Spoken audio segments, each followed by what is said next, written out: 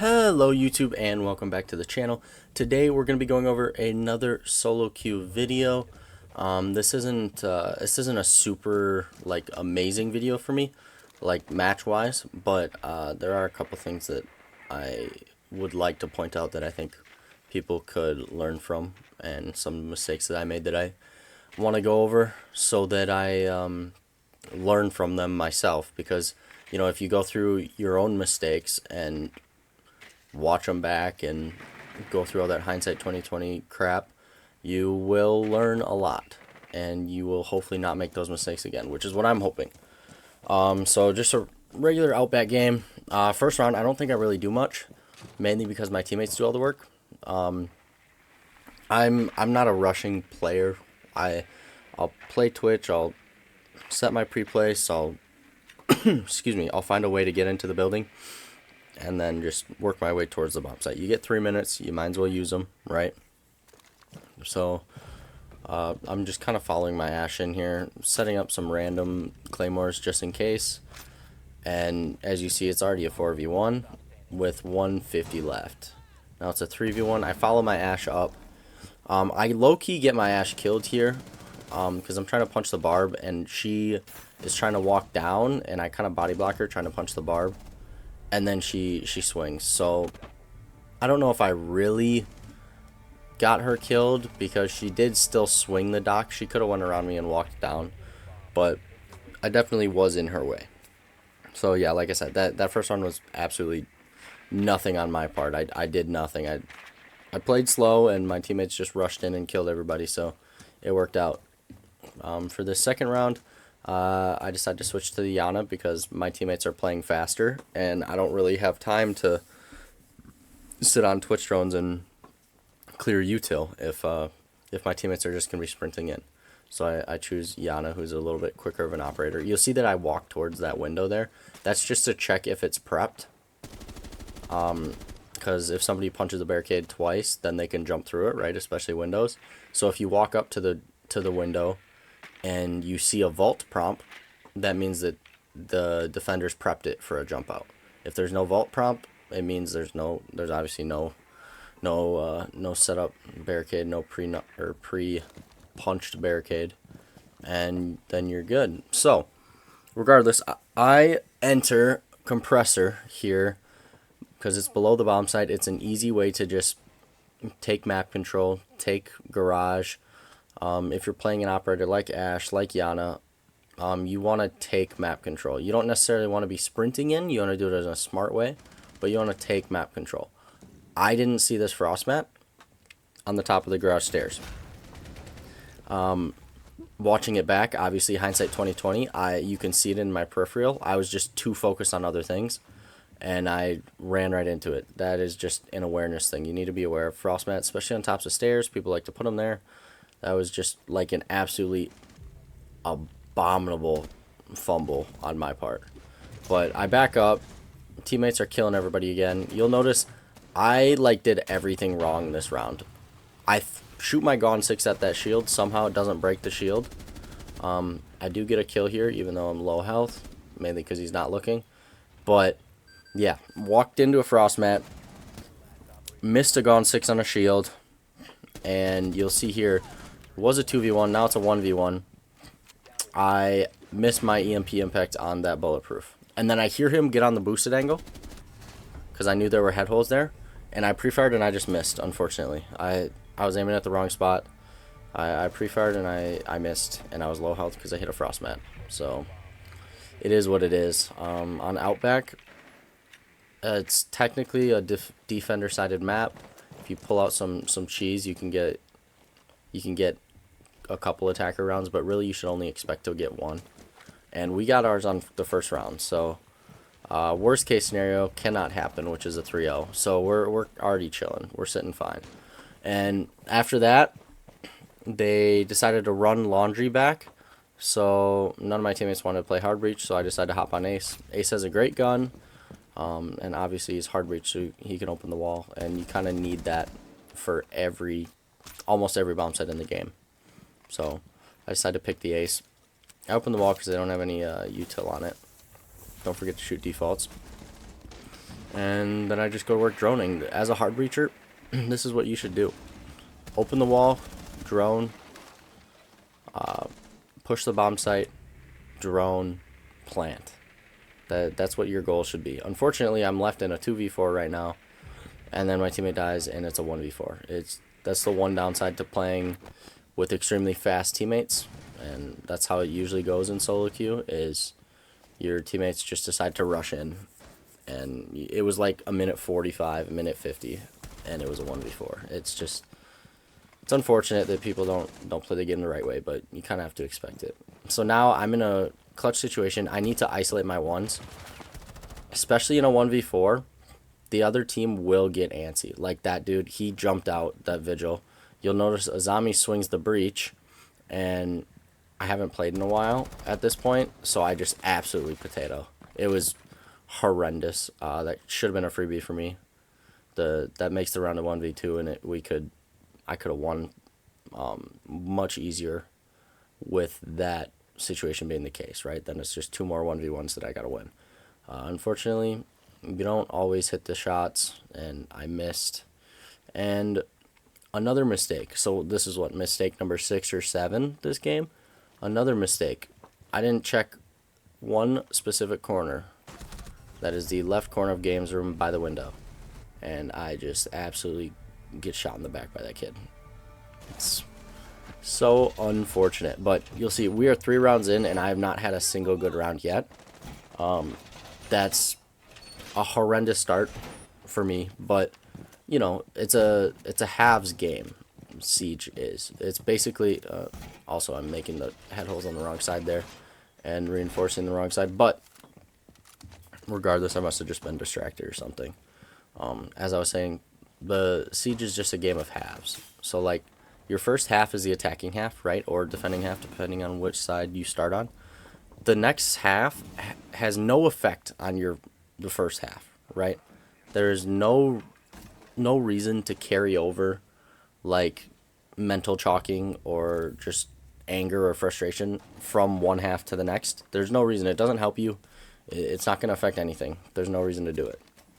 Now, you will notice that I was just tracing the Cade through the wall. That's because he didn't throw any of his Cades on the wall until after it was already aced open. Yeah, I don't know what other setup you could be doing as Cade. But yeah, it's probably important to use your ability so that people don't open the wall. Regardless, is what it is. Wall's open now. They had a Thatcher anyway, so they're probably going to get it open regardless. But it would have taken them more resources, taken them a little more time. It's just, yeah, you can't control your teammates. You notice I'm just holding really tight angles with this T5 because there's no recoil on it, and I got extended barrel on it, so I can do a little bit extra damage. That is kind of my favorite thing to do. I just love holding pixels. A lot of people will say that your reaction time isn't fast enough for a pixel, right? You should be holding a little bit wider of an angle. I mean, I can see where they're coming from, but I find that even if my reaction time isn't that good, holding a pixel, a lot of times enemies will walk back into the pixel, or they'll just walk into the pixel because they don't know you're holding it, and they'll attempt to hold that pixel even though you're already there, and you can get a freebie there that way. Worst case scenario, they walk through, you shoot, you don't kill them, right? You don't lose anything from holding a pixel, right? If you're holding a wider angle, they walk through, you shoot, or they walk through and see you quicker, and you just get fried because you're on a wider angle. There's more room for them to there's more room for them to shoot in to hit you, right? I just love holding pixels. I don't know. I don't know what your guys' opinions are on that, but in my opinion, holding a pixel is just better. No risk, really. Decent reward. And I mean, like I said, no risk. If it doesn't work out, it doesn't work out. You stop holding the pixel and you back up, kind of thing. That was an alright round for me. I got 2. I got 1 on that pixel, and then I had 1 where he walked into piano from picnic. He hit my Legion mine, and I knew to pre-fire then, because 1, he can't sprint, and 2, he's either going forwards or backwards, right? So if he goes backwards to pull out the Legion mine, pre-firing is still the right move, because I can reload before he gets back in. And if he walks forward, obviously pre-firing is the right move because I just kill him, right? It's a win-win. Now, on this second defensive round, we go party office. I like playing mute party office because I can. It's the same reason I like going mute upstairs on canal. I like to play the breach. Like the second they get the breach open, I like to throw a C4 left side and swing right side with a shotgun because they're very unlikely to win that against me. I mean, I have a shotgun, right? So you'll see that I shoot the Twitch drone, but not before it gets the mute off the wall, unfortunately. But it's just a mute, so it's not that much. See, I'm prepping my C4 for left side, right? Because if they open it, they're going to run left side, hold an angle, or drone. And then I swing right side with the shotgun. Now, I get the worst timing in the world here. I'm in a bad spot, right? I'm playing too aggressive for sure. But the second that he swings is the second I look away. And it's just so unfortunate for me. Like I said, I was playing aggressive. Those plays don't always work out, but that time it was just horrendous. Sometimes that's how it is, though. So my teammates don't want to go back. We decide to go double bedroom. And for double bedroom, almost the entirety of the bomb site is open on the ceiling, like a soft ceiling. So you want to really commit to a roam. You want to have at least 2 people upstairs, just holding above, stopping any fuses, stopping any rams, things like that. So my teammate makes an impact hole there. So I decide I'm going to use that to hold bottom yellow. You'll notice I am holding it right now. I mean, nobody's really going to look up and be able to fry me through this, right? Because it's kind of it's an angled position that I'm holding. But then I get droned, right? So since they know I'm there, there's a chance they'll pre-fire me. So I decide to move. And I hear him in games right now.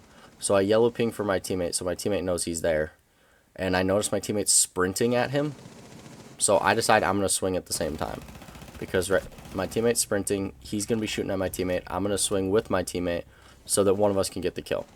I absolutely potato, but regardless I get the kill, so it works out. I noticed that somebody died like close to sight. And there's a lot of action going on. So I decide I'm going to drop. I'm going to help my teammates out.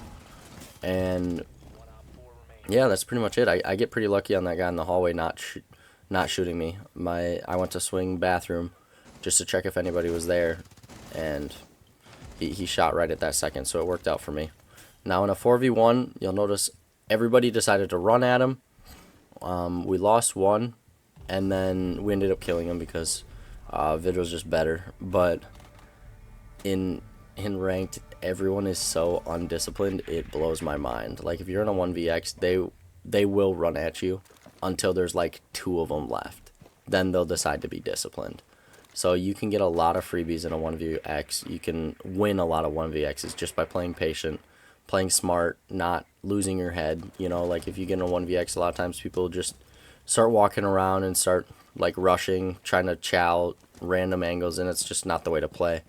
If you want to win them a 1vx, you got to be smarter. And so I'm running my same thing that I did with Twitch in round 1, just getting in below and taking space for myself and my team. You'll notice I prep the barricade. If you punch a barricade and you can get 4 lines to get punched with 1 hit, you can then shoot 1 bullet. Or, well, shoot 2 bullets. You can shoot 2 bullets into the barricade, and then you can sprint through it. It's a nice little trick that comes in handy when you're trying to get into places quickly and with less people noticing, right? Because a lot of times people are going to listen for the 2 punches, right? But if you punch once and you shoot and hop in, people aren't really going to be expecting that. You notice I'm in a 2v3 here, so I'm slowing down. I'm figuring out where they are. I'm not just gonna walk in and lose, right? I'm gonna drone on my Yana clone. I got shot there. I don't know what this yellow ping is. I'm gonna be honest, because I don't think I kill anybody here. I don't think I shoot anybody here, unless I just miss it. he might have sprinted upstairs. I don't remember, to be honest. But you'll see I noticed that impact, and I learned from my mistake on the frost mats, right? They have a frost, another potato. Yeah, like my aim was so horrendous this game. And then I ended up getting double swung. But you'll notice I learned from my mistake on round 2 or whatever that was, where I walked in the frost mat at the top of the stairs. Now I checked it. The important thing when it comes to making mistakes is you learn from them. You not get mental chalked. So my teammates decided to run back double bedroom for some reason.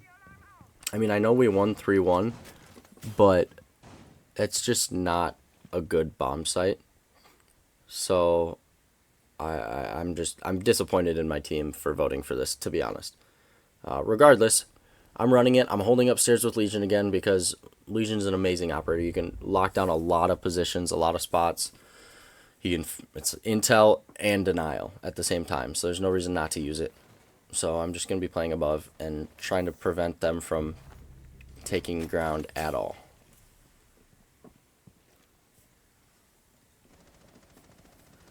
And you'll notice, I think the other team does like a direct take, like they're only doing horizontal. So I make my vert holes here so that I can hold the yellow walk-in, and I kind of just sit here. I know somebody's outside yellow, so I hear him droning. That's why I back away from the vert holes, because once he gets the drone through, I don't want him to see me on those holes, because then I'll get pre-fired, right? So if he drones it and sees nobody's on the holes, then he won't expect it. Now notice I'm in a 2v5 now. It might seem like I'm baiting, because I kind of am, but in 2vx's, 1vx's, you gotta isolate your ones. So I knew that I could kill that guy, so I took my 1, and then I went back towards the bomb site. I make it a 1v2, however, I don't check my corners again. There's that spot right there. I looked directly at him, but I wasn't expecting him to be there, so I didn't shoot, and I ended up losing. Like, if I actually expect him to be there and I pre-fire it, I win that round. That's a one. Well, I don't always win it, but that's a 1v1. That makes it so much more winnable. So unfortunately we lose, turn it into a barn burner, 4-4 outback. I'm bringing out the Deimos because they went party office. Most of this ground is soft. I'm just going to go in below in the same spot I normally do, and I'm going to Deimos track whoever's in the bomb site. At the beginning of the round, I throw my second drone, figure out who's in the bomb site, scan them, and then I use my first drone from the prep phase that I pre-placed to get into the map. And it's a decent little spot there on top of the vending machine. And then I throw it on the jukebox for a flank drone. I hop in, I immediately scan Bandit because I know he's probably going to be by the wall because he's Bandit, right? So I'm going to get him away from the wall. I'm going to start shooting at him. Even if I don't kill him, I'm moving him, right? So I'm either... I also decided to throw the nade just in case I could get him. But even if I'm not killing him, I'm moving him, right? I'm making him run away somewhere else. I could end up running him into my teammate's gunfire or something like that. It didn't, but there's always the chance that it does, right? And then I die because that dude shot at my teammate, and I ended up dying from it. So I was really disappointed in that. But back to Deimos. As soon as he gets to a safe spot, I throw a nade to try to get him to move again. And then if that doesn't work, I turn my ability off, right? I already did my job. I got him to move. Especially solo queuing. I'm not, like, positive that my opponents are hearing my callouts, or my teammates are hearing my callouts or anything like that. So as soon as I make that player, in that case it was a bandit, move, then I am just going to get off the ability, make it so he can't see me anymore, and then I'm going to move up. And my teammates were already pushing side at that point, so I decided to just go ahead and walk up the garage stairs.